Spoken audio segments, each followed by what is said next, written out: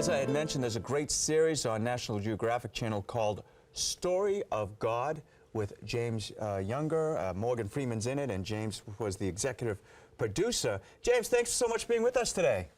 Oh, thanks for having me. Good morning. Good morning. Well, where are you calling us from, by the way? I'm in Los Angeles, California. Oh, Father Reed's favorite place. So wish I was there with you. You're okay with Father Reed right off the bat. Well, the Story of God with Morgan Freeman premiered on April 3rd with a mission to explore different cultures and religions. How did you go about tackling this enormous subject?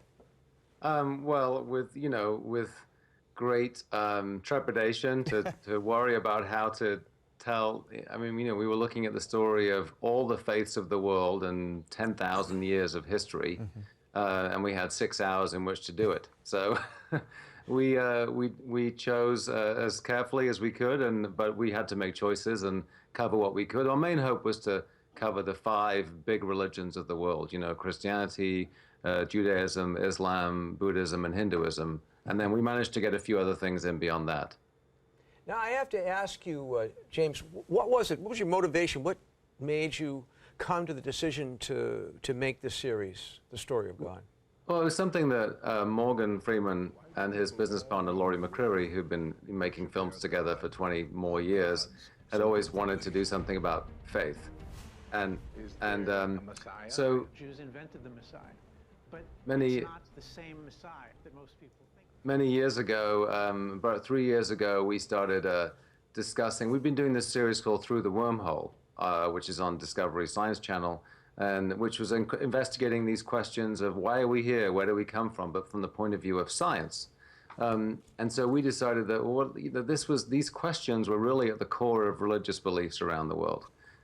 So that we were like, why don't we look at these same questions about what happens when I die, what am I here for, through the lens of faith.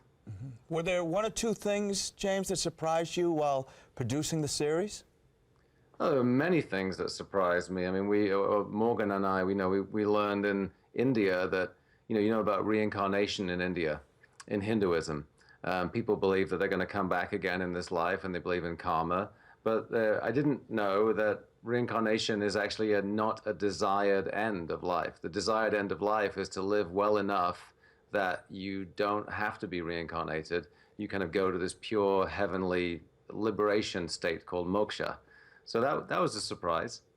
And one of the things that brought to mind was just how many similarities there are between faiths that seem so different. I mean, Hinduism and Christianity. Who would have thought that both of those hope to attain eternal life in heaven? That's the similar goal of 2 very apparently dissimilar religions. Previously, now, you mentioned working with Morgan Freeman on Through the Wormhole. You have some Morgan Freeman fans in this studio right now. Looks like you make a great team, especially with complex subjects. What's your experience been like working with Morgan? We'd love to have some background here. Well, he's an amazingly curiously minded person. He's very down to earth. He's not the typical Hollywood celebrity who wants to always travel with an entourage. I mean, he does travel with something of an entourage because he has to be able to fend off the walls of paparazzi around the world.